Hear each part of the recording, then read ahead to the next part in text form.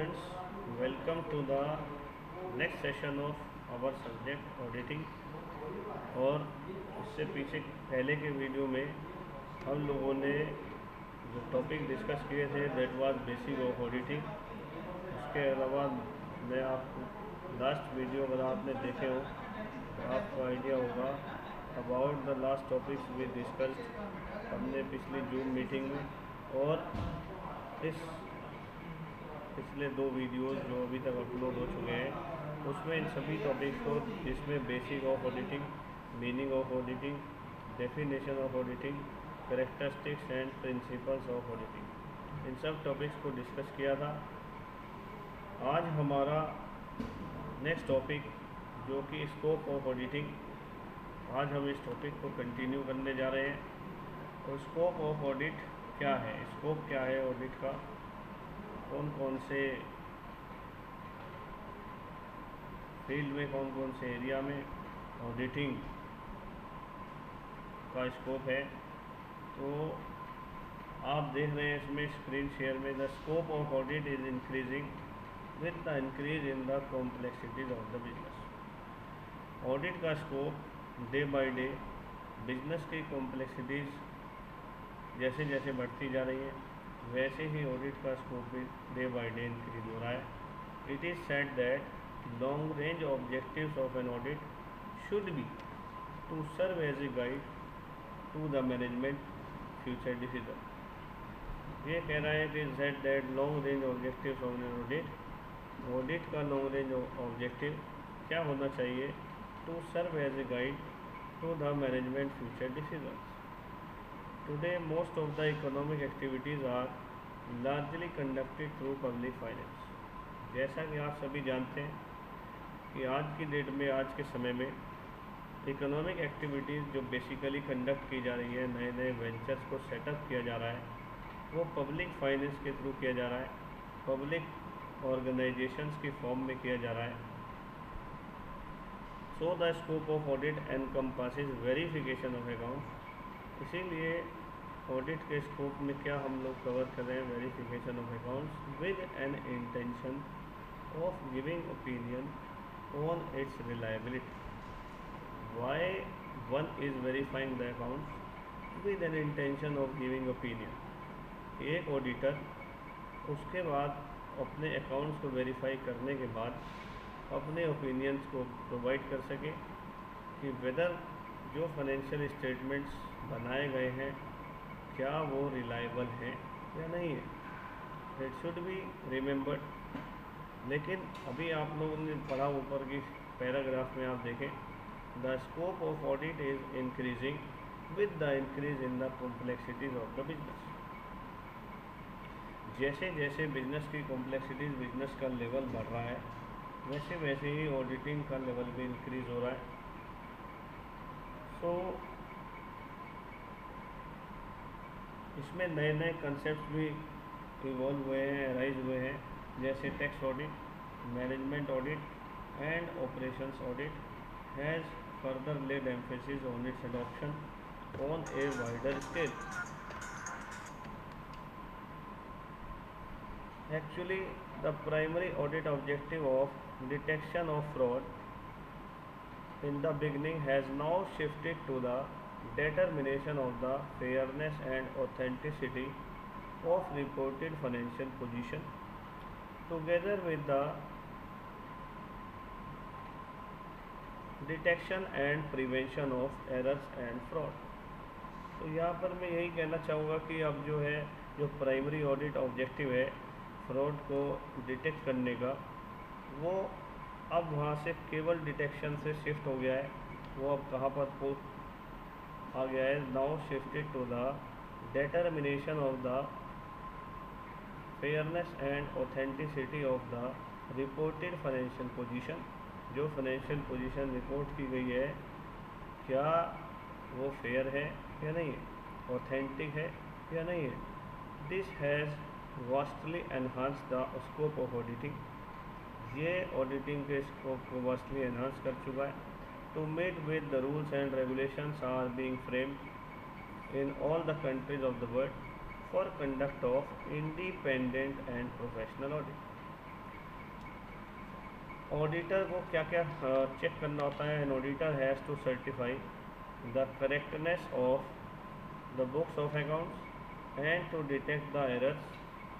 उसको books of accounts की correctness को वेरीफाई करना है, एरर्स को डिटेक्ट करना है, committed by the accountants and clerk in the preparation of financial report. Auditing का स्कोप शिफ्ट हो चुका है, आप स्लाइड में भी देख रहे हैं। जो ऑडिटर का जो एट प्रेजेंट जो स्कोप है, जो काम है, वो ये है द बुक्स ऑफ अकाउंट्स की उनमें एरर्स को डिटेक्ट करें।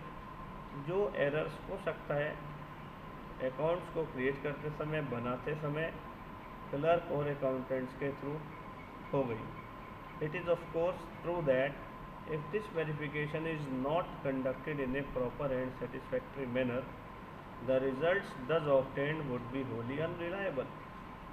ये कहा गया इसीलिए कि अगर इन सब वेरिफिकेशन जॉब को, इस वेरिफिकेशन के काम को अगर प्रॉपर और सेटिस्फैक्ट्री मैनर में नहीं किया गया, then the results obtained would be unreliable. तो जो रिजल्ट मिलेंगे हम लोगों को वो सब अनरिलायबल होंगे। There may be various ways and reasons due to which the financial books may be incorrect. बहुत सारे कारण हो सकते हैं जिसकी वजह से अकाउंट्स जो बनाए गए हैं वो इनकरेक्ट हो सकते हैं, तो उसमें कुछ मिस्टेक हो सकती है, बहुत सारे रीज़न है। It is the duty of an auditor, but it is the duty of an auditor, ये एक ऑडिटर की ड्यूटी है कि वो उन फाइनेंशियल बुक्स को, उन फाइनेंशियल स्टेटमेंट्स की प्रॉब्लम को, उसकी मिस्टेक्स को bring them to light and to report them to the owners of the business. उन सभी एरर्स को, उन सभी फ्रॉड्स को, इफ़ एनी, जो कि अकाउंट्स में बताए गए हैं, बनाए गए हैं, किए गए हैं, it is the duty of an auditor, ये एक ऑडिटर की ड्यूटी है कि वो उन सबको, एरर्स को, फ्रॉड्स को, he should bring them to light and to report them to the owners of the business. So, the scope of audit encompasses verification of accounts with an intention of giving opinion on its reliability. कि वो उन सब accounts को verify करे और verification के बाद उस अकाउंट्स की फाइनेंशियल स्टेटमेंट्स की रिलायबिलिटी पर अपना ओपिनियन प्रोवाइड करे। ये opinion, this opinion may be provided in the form of an auditor report. It should be remembered that an auditor just expressed his opinion on the authenticity of the account, but he has no power to take action against anybody.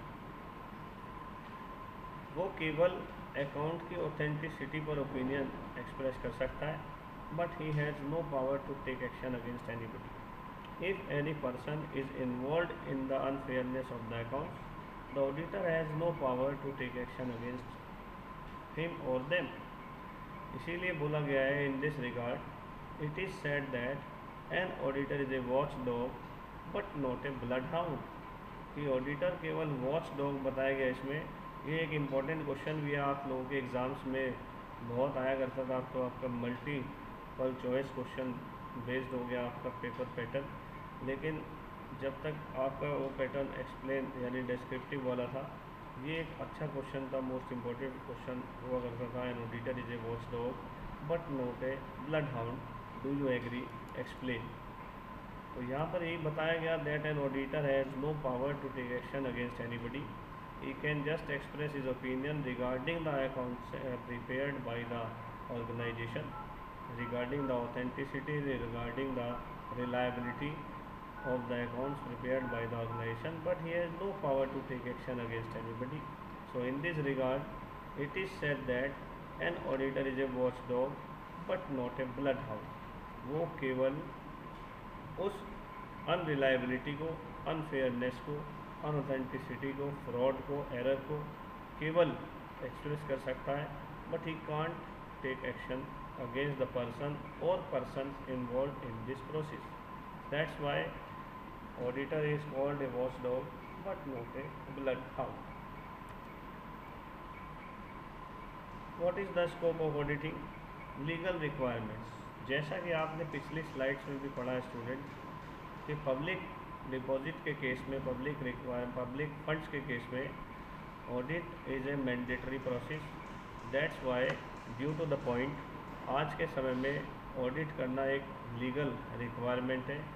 Each and every public organization जिन्होंने भी public के through अपने funds को collect किया है उन सभी के लिए ऑडिटिंग एक लीगल रिक्वायरमेंट है। Other is entity aspects, because आप लोग पहले ही पढ़ चुके हैं अकाउंटिंग कंसेप्ट में separate legal entity. Business and businessman both are different. तो हम लोगों को बिजनेस से रिलेटेड टोटल इन्फॉर्मेशन को डिस्क्लोज करना है। Next is reliable information. After having a proper audit everybody is assured that the information which is provided in the financial statements of the accounts, that is 100% reliable, 100% accurate, and every person is satisfied with the detail which is provided in the accounts of an organization. Everybody is assured that the accounts prepared and the information which is written, which is provided in the accounts of the company, that is authentic. But when is it possible? After verification by an auditor and after giving a favorable report about the preparation as well as disclosure of each and every information of the related to accounts. Next is proper communication. After having a proper audit or verification, auditor communicates the opinion to all the stakeholders. Proper communication means the result of auditing, the result of an audit should be properly disclosed to the interested parties. What is the result of an audit process? Is the auditor satisfied with that audit or verification or not? Next is evaluation, in which an auditor evaluates all the physical documents, all the proofs, vouchers which have been provided to him by the organization. And other is comparison, in which a company can compare its results with the other similar company so that they can know about the progress and growth prospects of their company in future. What are the merits, demerits, what are the possibilities, what are the opportunities to which this organization can grab easily. The result of auditing plays an important role in comparing an organization with the other similar organization. After having the good result of auditing, proper judgment can be made regarding so many elements. A company, an organization or its official can take easy judgment about each and every aspect of the organization. Evidence is provided to the auditor. That may be a voucher, that may be a physical document, that may be a physical proof. Last is their misstatement. No misstatement should be there. If any misstatement, any fraud, any error has been done in the accountancy, auditor must disclose it. जैसा कि मैंने अभी पहले ही बताया आपको, if there is any kind of dissatisfaction, किसी भी तरीके का डिससेटिस्फेक्शन है, किसी भी तरीके का इशू है, कुछ भी अगर ऐसी चीज़ है उसके अंदर जो कि अनरिलायबल है, जो कि फ्रॉडलेंट है, तो ये ऑडिटर की ड्यूटी है कि वो उसको उस डिससेटिस्फेक्शन लेवल को रिपोर्ट करे and it should bring into the light. वो उसको ओपिनियन को, उस फ्रॉड को डिस्क्लोज करते हैं ऑडिटर। तो आप इन पॉइंट्स को देख लीजिए। इसके बाद अब चलते हैं नेक्स्ट पॉइंट्स में। स्कोप के साथ साथ हमने बताया the auditor of a limited company is expected to submit his report on annual accounts which are placed before an annual general meeting of the company. In other case, such auditors submit some sort of certificate or report on the accounts. The work of audit should invariably justify such report or certificates. So, all these points comprises under the heading scope of auditing, but the work of audit usually depends upon the amount of discretion exercised by an auditor. वो auditor की discretion पर भी depend है. As such it is not at all possible to lay down any hard and fast rules in this regard. There is no any standard procedure. मैंने last video में बताया था आप लोगों को कि इसका कोई स्टैंडर्ड प्रोसीजर नहीं है. It is not possible for an auditor to check every item और conduct audit in detail. In big business concern, he has to rely much on the system of internal check. Therefore, has to be exercised by him during the course of audit. वेरिफिकेशन के अलावा एक और important चीज़ है that auditor should satisfy himself and ensure that the entries passed in the books are correct. For this he has to exercise reasonable care and skill during the course of his work. जितने भी entries हैं उन सबको check करेंगे क्या ये जितने भी पास की गई है हमारी अकाउंट्स की बुक में क्या वो सब करेक्ट हैं या नहीं. He should investigate properly and thoroughly such matters which arouse suspicion and doubt. उसको इन सब मैटर्स को प्रॉपरली इन्वेस्टिगेट करना चाहिए, थोरोली इन्वेस्टिगेट करना चाहिए. Such matters which arouse suspicion and doubt. If there are some points जो कि suspicious है या doubtful है उन सभी पॉइंट्स को ऑडिटर को प्रॉपरली और थोरोली चेक करना चाहिए. Because only verification is not sufficient. If the auditor is not satisfied with the accounts maintained by the firm, he should take reasonable action to satisfy himself. अगर according to auditor इसको ऐसा दिखाई दे रहा है, feel हो रहा है कि something is going wrong, then he should take a proper check regarding the accounts of the firm. Thus, it can be observed that the duties of an auditor provide a guideline towards the scope and subject matter of auditing. The scope of auditing is truly saying that the scope of auditing is what an auditor does. The scope of auditing, I can say in simple words that the scope of auditing depends mainly upon the extent of the work done by the auditor, but still there are some points to which we have discussed under the head of scope of auditing.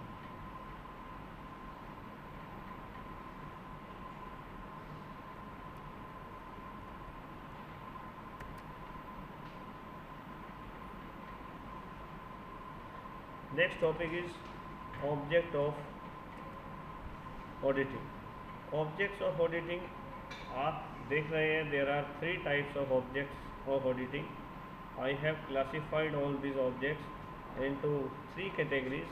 First is primary objective, second is secondary objectives, and other one is other objectives. So 3 categories are there of objectives. सबसे पहला primary, after that secondary, and later is there other objectives. But the main objective of an audit is to verify the accounts and to report. सबसे बड़ा और main objective यही है audit का कि वो अकाउंट्स को वेरीफाई करें.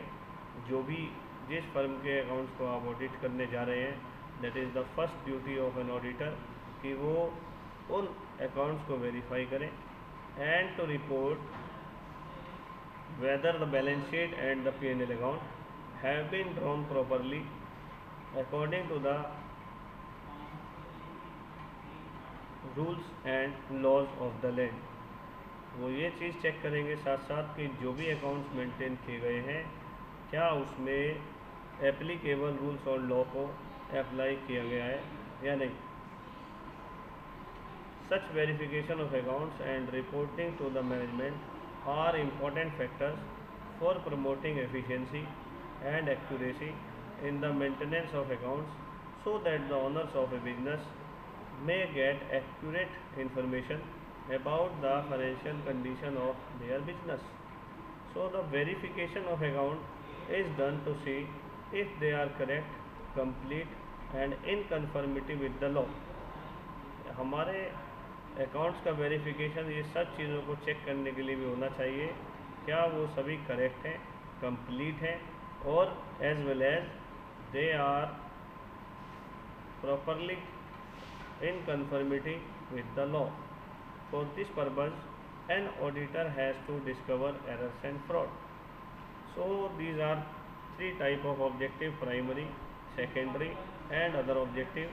Dear students, we will discuss all these objectives in detail in our next session. Have a good day.